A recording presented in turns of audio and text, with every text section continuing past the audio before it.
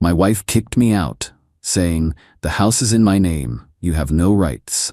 She forgot the house was the grand prize in a contest I won, and the prize rules stated it was non-transferable and reverts to the winner if the couple divorces within 5 years. I called the contest organizers the next day. My wife, Brenda, ended our marriage on Monday night. She did it with the cold, efficient precision of a demolition expert setting charges to bring down an old building. The building was our life together. I was just collateral damage. "I'm not happy, Greg," she said, standing in the middle of our beautiful open-plan living room. "I haven't been happy for a long time. I want a divorce." I was stunned, but I kept my composure. "Okay," I said quietly. "We can talk about that. We can go to counseling." She cut me off with a sharp, dismissive laugh. "No, I'm done talking. I've already spoken to a lawyer. The papers are being drawn up. I'm just giving you the courtesy of a heads up." Then she delivered the killing blow. "I'll be keeping the house, of course," she said, her voice dripping with finality, "and everything in it. You need to pack a bag and be out by the end of the week. Find somewhere else to go." I just stared at her, my mind struggling to catch up. "The house? Brenda, we built this life together. Don't be naive," she sneered, her expression turning ugly. "We both know how this works. The house is in my name. The deed, the title, all of it. Legally, it's my property. You have no rights here. You're a guest whose stay has just been terminated." And in that moment, as she stood there smug and triumphant, basking in the glory of her perceived victory, I felt a strange sense of calm. It was the quiet, focused calm of a man who holds a winning hand but knows it's not yet the right time to play it. She was right about one thing. The house was technically in her name, and that was the foundation of her entire plan. But she had forgotten one small, crucial detail about that foundation. A detail buried in a thick stack of paperwork in a fireproof safe in my home office. 4 years ago, I was a nobody. I was a freelance writer, barely scraping by. But I had a passion for sustainable design and architecture. A major national corporation, Viridian Homes, launched a massive Home of the Future contest. The grand prize was a brand new, fully furnished, state-of-the-art sustainable home worth over $1 million. To enter, you had to submit a 5,000-word essay on what home meant to you in the 21st century. I poured my heart and soul into that essay. I wrote for weeks, researching, drafting, and refining. Brenda was supportive back then, in the way one supports a child's lemonade stand. She thought it was a cute, hopeless little project. 6 months later, against all odds, I won. My essay was chosen out of tens of thousands of entries. It was the single greatest moment of my life. We were flown out for a televised ceremony. There were cameras, speeches, a giant novelty tea. We were given our dream home. When it came time to handle the legal transfer of the property, we sat down with a team of lawyers from Viridian Homes. There was a mountain of paperwork. The prize came with a complex set of rules and tax implications. At the time, I had some old, minor business debts from a failed freelance venture years prior. A lawyer, one Brenda's father had recommended, advised us that it would be cleaner and would protect the asset from any potential creditors if the deed was put solely in Brenda's name. He said it was a standard liability strategy. I was so overwhelmed with the joy of winning, so trusting of my wife, that I agreed without a second thought. It seemed like a smart, practical move. Brenda became the sole legal owner of the house I had won. But I'm a meticulous person. I read every single line of every document I signed, and I remembered a specific clause in the official prize contract. A clause I'm certain Brenda either never read or completely forgot about. The clause was titled, Prize Integrity and Non-Transferability. It stated that the grand prize home was intended to support a family, and as such, it could not be sold or transferred for a period of 5 years. It also contained a reversion clause. If the winning couple divorced or legally separated within that 5-year period, the ownership of the house would not be considered a divisible marital asset. Instead, full ownership and title would legally revert to the original, officially declared contest winner. The winner was me. We have been living in the house for 4 years and 8 months. We are 4 months shy of the 5-year deadline. Brenda stood there in the living room waiting for me to break, to plead, to fight. She wanted a scene. I gave her nothing. I just looked at her, my face a mask of quiet defeat. "You're right. I said, my voice sounding hollow even to my own ears. It's your house. I'll be gone by Friday. The look of triumphant relief on her face was something I will never forget. She had won. It was that easy. I spent the next day packing a few bags, a silent, broken man in her eyes. She watched me, her expression a mixture of pity and impatience. She thought I was packing up my life. She had no idea I was just clearing the board for the game that was about to begin. This morning, after dropping my bags at a friend's house, I went to a quiet coffee shop. I took out my phone. I didn't call a divorce lawyer. Not yet. I called the legal department at Viridian Homes. I asked to speak to the head of their prize and promotions division. Hello, I said, when she came on the line.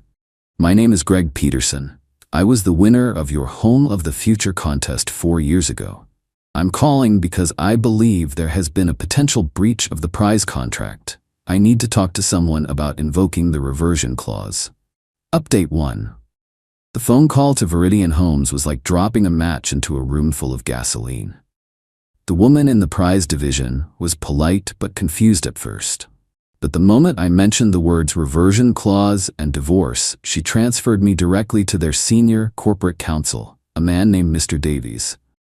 Davies was not polite. He was a legal scalpel. He was sharp, precise, and intensely interested. I explained the situation. My wife, the sole name on the deed, was divorcing me and claiming the house as her sole property, all within the 5-year window stipulated in the contract. Mr. Peterson, Davies said after a long pause, the integrity of our grand prize contests is of paramount importance to our brand. We invest millions in these promotions. The clauses you're referring to are in place specifically to prevent this exact scenario, what we call prize fraud. We cannot have our Home of the Future winner's family be torn apart and the prize immediately liquidated or transferred in a divorce. It's a public relations nightmare. He asked me to email him a copy of my original winner's contract, which I did immediately from my laptop. He confirmed he had it and told me his team would be reviewing it. Do not engage with your wife or any lawyer she hires, he advised. Let us make the first move. You are the official winner. We will protect our interests and, by extension, yours. I felt a weight lift off my shoulders. I wasn't alone in this fight anymore. I had the full legal might of a multi-billion-dollar corporation on my side. True to her word, I was served with divorce papers last Friday. They were delivered to my friend's house. The papers were exactly as arrogant and predatory as I expected. They listed the house as Brenda's sole and separate property. They demanded I sign a quitclaim deed, formally relinquishing any possible claim I might have. They also demanded significant spousal support, citing the lifestyle to which she had become accustomed while living in the prize home. I didn't even read the whole thing. I just scanned it, laughed, and forwarded a PDF copy to Mr. Davies at Viridian Homes. The response was not long in coming. Yesterday, a courier arrived at my former home. He delivered a thick, intimidating legal envelope addressed to Brenda Miller. I know this because my old next-door neighbor, a friendly guy named Dave, texted me a picture of it sitting on the porch. Looks like someone's not happy with your wife, his text read. Later that evening, my phone rang. It was Brenda. She wasn't screaming. She was crying, a sound of pure, panicked disbelief. What did you do, Greg? She sobbed. I just got a letter from Viridian Homes, from their lawyers. They're saying the house isn't mine. They're talking about a reversion clause. What is that? I kept my voice calm and neutral. It's in the prize contract, Brenda, I said. The one we both signed. It says that if we divorce within 5 years, ownership of the house reverts to me, the contest winner. It's not a marital asset. It's a conditional prize. And you just broke the condition. No, that can't be right, she cried.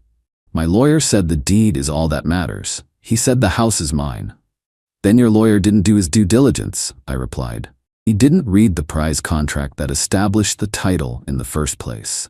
Viridian Homes' legal team seems to disagree with his assessment. And frankly, I think their lawyers are probably a little better than the guy you hired. She started to get hysterical.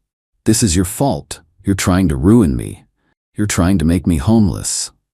No, Brenda, I said, my voice turning cold. I'm not doing anything.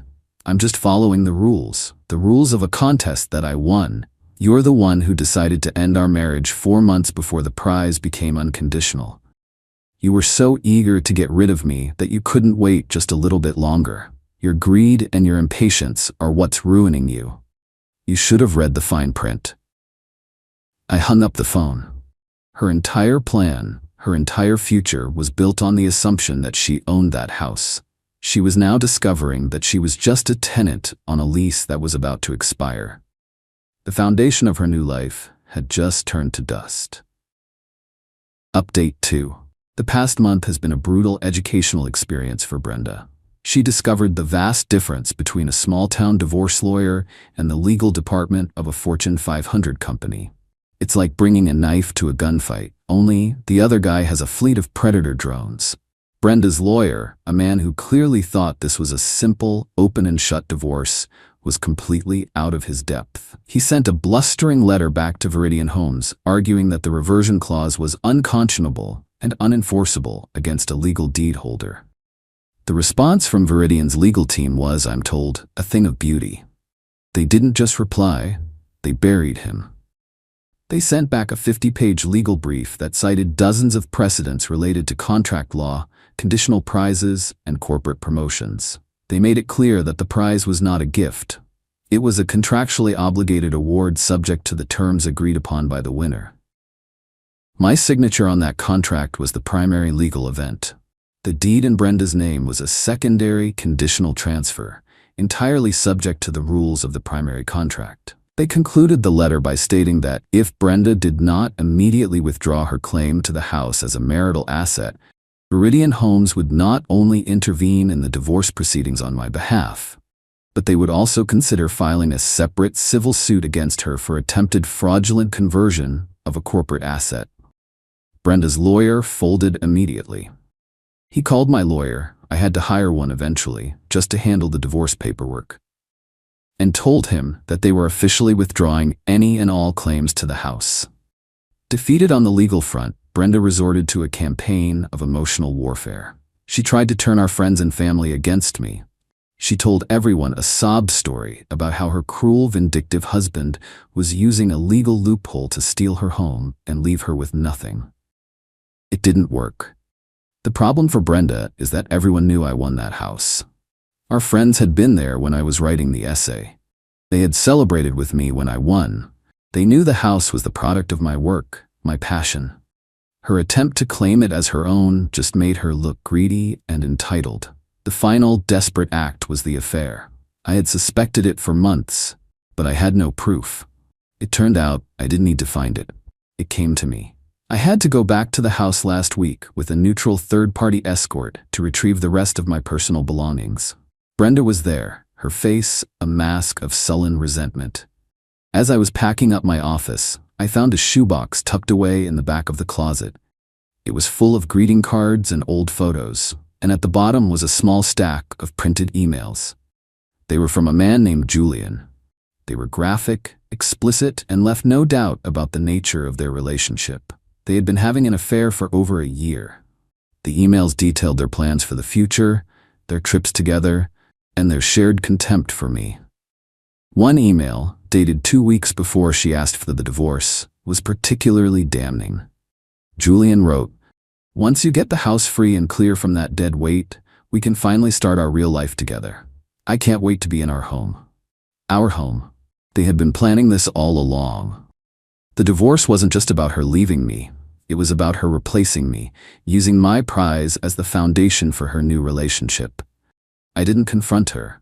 I didn't yell. I just quietly put the printed emails into my briefcase. They were irrelevant to the ownership of the house. That battle was already won. But they were about to become very, very relevant to the final divorce settlement regarding spousal support and the division of our other smaller assets. She thought she was just losing the house. She had no idea I was now holding the evidence that would ensure she lost everything else too. Final update. It has been 6 months since my old life was demolished. Today, the dust has settled, and I am standing in the wreckage, holding the deed to my future. The divorce was finalized last week, and the conclusion was as brutal and absolute as I could have hoped for. The emails I found were the final nail in Brenda's coffin. When my lawyer presented them during the settlement negotiations, her case for spousal support and an equal division of our other assets completely evaporated. The judge, seeing clear evidence of adultery and a conspiracy to defraud me, was not sympathetic to her cause. The final divorce decree was a masterpiece of karmic justice. Brenda was awarded no spousal support. She was forced to pay back the money she had spent from our joint savings on her affair, and she had to pay for her own, now substantial, legal fees. She walked away from our 8-year marriage with nothing but her clothes, her car, and a mountain of debt. The house, as per the Viridian Homes contract, legally reverted to me the moment the divorce decree was signed. The day she had to move out was a quiet, somber affair. I wasn't there. I had my lawyer and a representative from Viridian Homes oversee the process. They ensured she took only her personal belongings and didn't damage the property. According to my lawyer, she was a ghost. All the fight had gone out of her. She just silently packed her bags and left. Her lover, Julian, was nowhere to be seen. Once the dream of $1 million mortgage-free house vanished, so did he. He was attracted to the prize, not the person. Brenda's grand plan to upgrade her life ended with her losing her husband, her home, her savings, and her boyfriend. She is now reportedly living in a small rented apartment across town, trying to rebuild a life from the ashes of her own greed. As for me, I am home. I spent the last month reclaiming the space. I repainted the walls. I bought new furniture. I got rid of every trace of her. The house doesn't feel like a prize anymore. It feels like mine, earned not just by an essay, but by surviving a war. The most interesting postscript came from Viridian Homes. A week after the divorce was finalized, I received a package from Mr. Davies, their corporate counsel. Inside was a simple letter. It said, "Mr. Peterson, we were incredibly impressed with your integrity and fortitude throughout this unfortunate ordeal. You have proven to be exactly the kind of person we hoped would win our grand prize. Please accept this small gesture as a token of our esteem." Inside the package was a check for $50,000. The note attached said, "For legal fees and home security upgrades." I stood in the living room of my house, the house I had won, the house I had almost lost, and I laughed. Brenda had tried to take everything from me. She had sneered that I had no rights. But she forgot that I was the one who wrote the story that won the prize. And in the end, I was the one who got to write the ending. And it's a damn good one.